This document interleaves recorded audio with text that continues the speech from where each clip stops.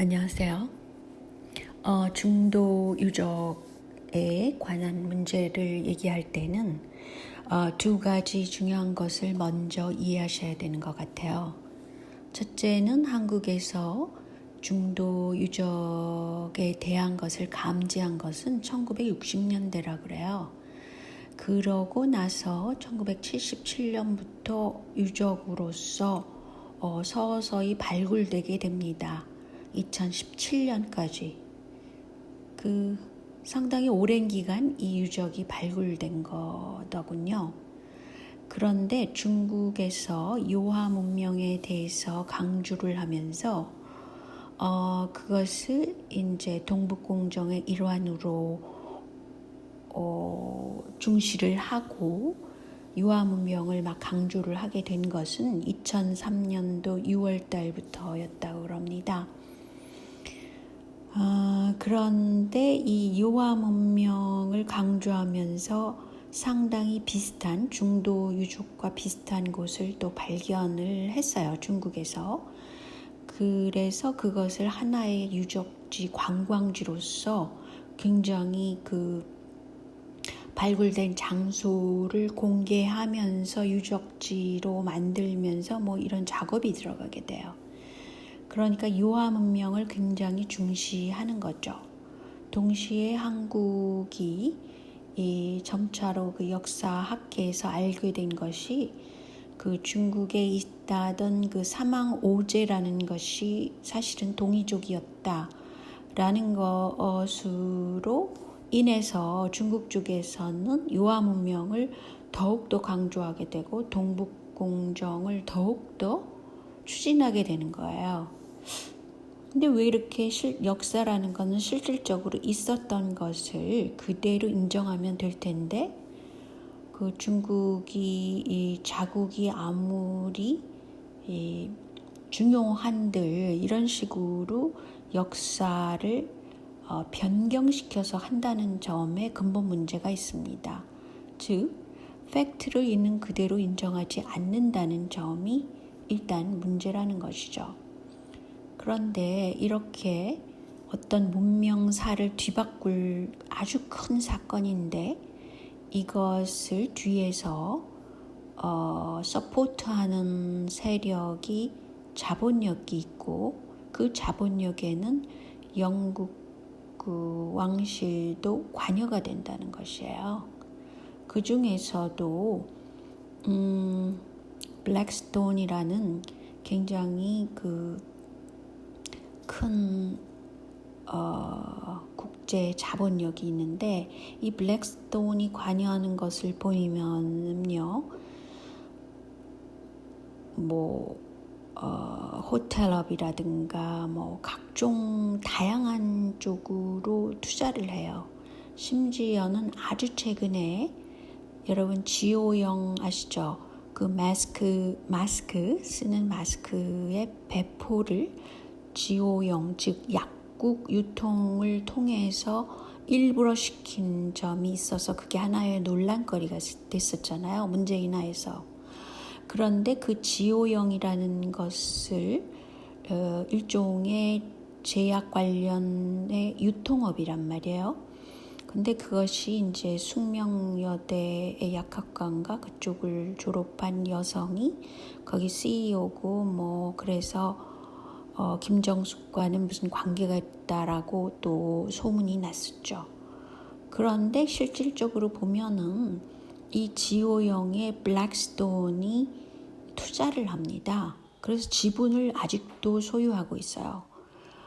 이것은 왜 중요하냐면 지오영이 한국에서는 마스크를 배포하는 주된 그런 유통업이기 때문에 그래요. 어쩌면 이것이 한국의 문재인이 마스크를 2월달 경에 2달에 걸쳐서 중국으로 마스크를 죄다 보낸 적이 있습니다. 그리고 또한 지오영을 통해서 마스크를 배포하려고 그랬고 현재도 마스크를 굉장히 사실은 그게 쓰레기가 되는데도 불구하고 마스크를 쓰게 하는 그런 모종의 정책이 있다고 보여집니다. 그런데 중요한 것은 이 블랙스톤이라는 거대한 투자 회사의 1999년도, 즉 문재인이 그 정권을 쥔 이후가 아니죠. 이때가 어떻게 됐냐면 김대중 씨가 엘리자베스 2세가 한국을 방문했을 때예요. 그래서 그때가 1999년이란 말이죠. 그래서 안동에 가서 생일잔치를 하고 뭐 그랬다고 그럽니다. 엘리자베스 그 여왕이라는 사람이. 그랬을 때가 1999년인데 이때 기억을 하셔야 돼요. 노무라 캐피털이라는 일본 자본력이 있죠. 이 일본 자본력이 블랙스톤의 그 일종의 그 주식을 약 20% 소유하게 되는 거예요. 지분 소유입니다. 이것은 과거에 1988년도, 즉 한국에서는 그 전두환 그 올림픽을 개최하는 88년도입니다. 니쿠은행이라는 것도 일본 자금력이죠. 그것이 블랙스톤의 지분을 20% 소유를 그때 했다가 그 이후에 어떻게 됐는지 잘 모르겠습니다만 그 1999년도 엘리자베스 2세가 한국을 방문했을 때 그 연도입니다. 그때 블랙스톤을 인수를 했다는 거예요. 20%나 노무라 캐피탈이. 근데 노무라 증권은 이상하게도 그 한국에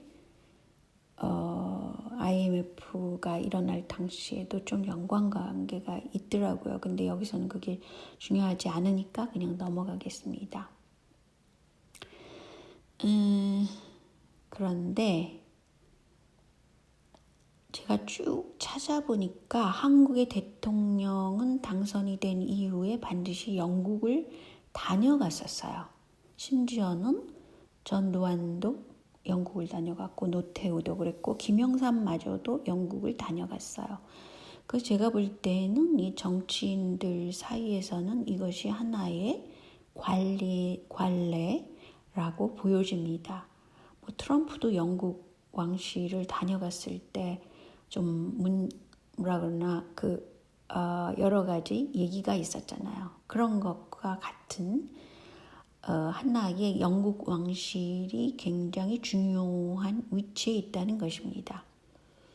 그런데 이 기회에 제가 박정희가 그 영국을 다녀갔나? 이거에 궁금했어요. 그래서 찾아봤습니다. 그랬더니 이제 박정희는 독일을 하나의 그 상징 모델로, 발전 모델로 생각했기 때문에 이제 독일을 다녀오면서 서독을 굉장히 중시를 했잖아요. 그리고 이제 서독에는 한국의 광부라거나 간호사라거나 그 당시에 굉장히 서독 진출을 했었죠.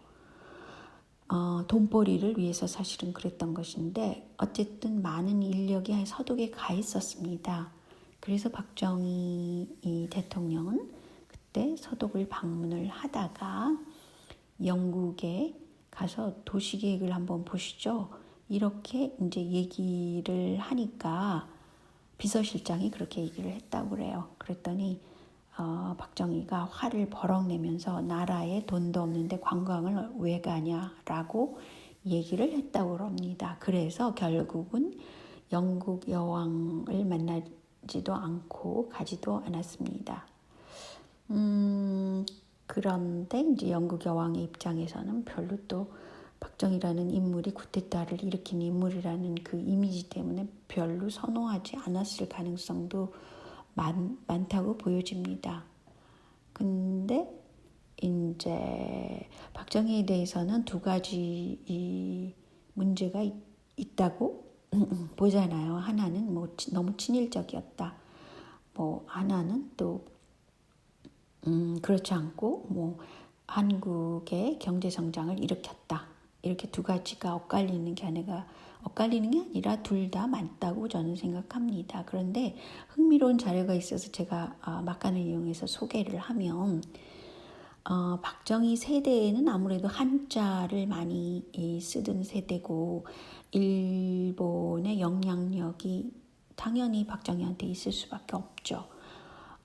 그런데 이제 한자로 서명을 하려고 그랬다고 합니다. 유럽을 방문했을 때 그랬더니 측근이 뭐라 그랬냐면 각하는 대한민국의 대통령이십니다 라고 얘기를 하자 즉시 한글 사인으로 바꿔서 그 이후부터는 한글로 서명을 했다고 그럽니다. 흥미롭죠? 그러니까 이렇게 측근이 중요한 것입니다. 측근이 누가 있느냐에 따라서 어떤 조언을 하느냐에 따라서 그 정권의 정책이 많이 달라지고 또 본인이 그러니까 정권을 쥔 사람이 어떤 정치를 펴나가느냐에 영향을 준다는 것이죠. 원래 박정희는 종교도 갖지 않았었는데 독실한 불교 신자였던 유경수의 영향을 받아서 친불교 성향을 갖게 됐다 그래요. 그리고 이승만 때는 개신교가 이제 우대를 해가지고 크리스마스 날을 공휴일로 정한 게 이승만 하에서 이루어진 것인데 박정희 때는 석가탄신일을 공휴일로 정하게 된다고 그래요. 1975년도에 아주 흥미로운 자료라 제가 잠깐 소개를 했습니다.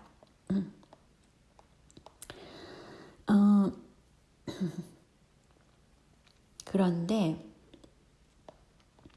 이제 조금 더 주요한 것을 보자면 제가 맨 처음에 얘기했듯이 이렇게 한국에서는 1960년대에 중도 유적지를 대체로 알게 된다고 그럽니다. 그런데 이제 이것이 김대중 대통령이 이때가 이제 캠브리지 개건 교수로 잠시 있었고 그 이후에 1999년도에 엘리자베스 2세가 한국 방문을 했고 그 이후에 김대중 대통령이 영국 방문을 2001년도에 하게 되고 그 이유가 이제 노무현 때입니다. 노무현 때 2004년도에 영국 여왕을 또 방문하게 됩니다.